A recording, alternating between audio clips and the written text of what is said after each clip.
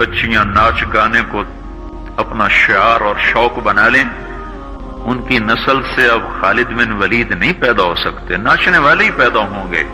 मोहम्मद बिन कासिम नहीं पैदा हो सकते, तारिक बिन ज़ियाद नहीं पैदा हो सकते।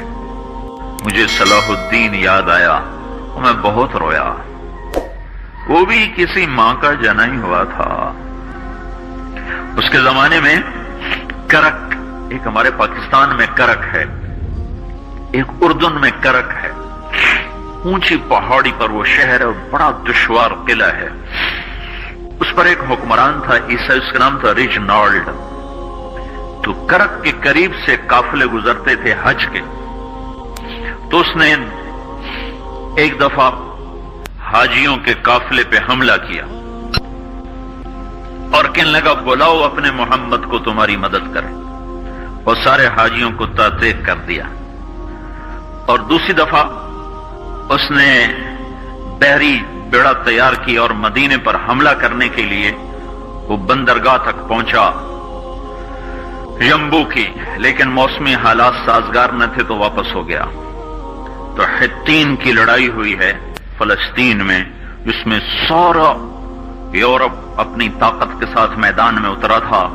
और इधर तन्हा सलाहुद्दीन अयूबी रहमतुल्लाह अलैह अकेला उस लश्कर से टकराया था और उन्हें उसमें सारी रोमन एम्पायर को शिकस्त हुई थी।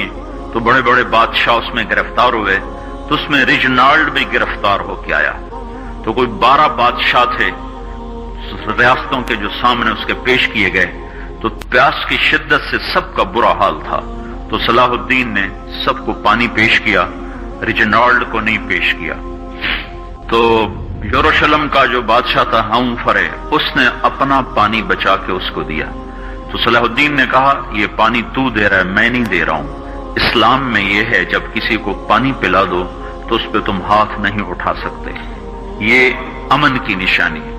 तो सलाहुद्दीन ने फौरन उसे कहा ये पानी तूने दिया, मैंने नहीं दिया।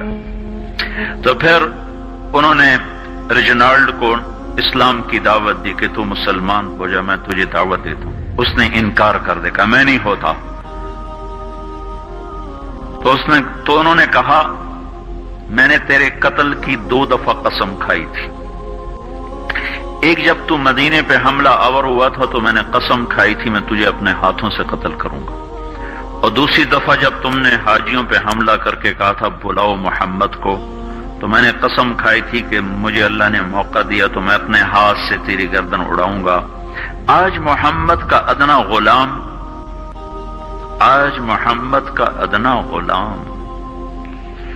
तेरी उस बात पर यह फरीजा अदा करने के लिए आ रहा है। और अपनी तलवार से उसकी गर्दन उड़ाई, वो पीछे लटक गई, पूरी नहीं उड़ी, पीछे लटक गई। खौफनाक मंजर बन गया। तो सारे बादशाहों पे कपकपी तारी हो गई। तो सलाहुद्दीन फरमाने लगे हमारे मजहब में ये नहीं है, बादशाहों के साथ हम बादशाहों जैसा ही सलूक करते हैं, पर ये हुदूद से आगे चला गया था। अब ये मुझे ये किस्सा भूला हुआ था, मुझे इन्हीं हादसों में, इन्हीं हंगामों में वो याद आया। तो बात तन्हाइयों में बैठ के बेबसी के आंसू बह जाते हैं और इसके सिवा कोई चारा नहीं है। हमारी सारी नस्ल मौसीकी में डूब चुकी है। जो बदन सुरताल पे थरकते हों, जो बदन मौसीकी के ऊपर हिलते हों, रक्स में आते हों, उन पे कांटे ही उगेंगे, उन पे सलाहुद्दीन का फूल नहीं उग सकता, उनमें मोहम्मद बिन कासिम के फूल नहीं उग सकते। बांझ हो गई है हमारी नस्ल और ये यूरोप का शहर है जो चल गया है। हमारी बेबसी है, हमारी बेबसी है। मैं तो बस मिन्नत ही करूंगा, अपने आप को पहचानो, अपनी हस्ती हैसियत को पहचानो, अपनी निस्बत बदलो।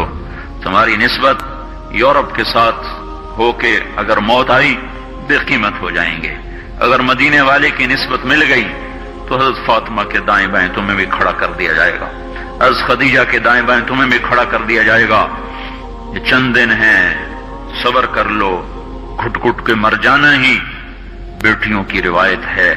मशरिक की बेटी, उसने घुट घुट के मरना ही सीखा है। हाँ, ये आजादी, ये आवारगी, ये मगरिब की औरत का खासा है। और 18वीं सदी तक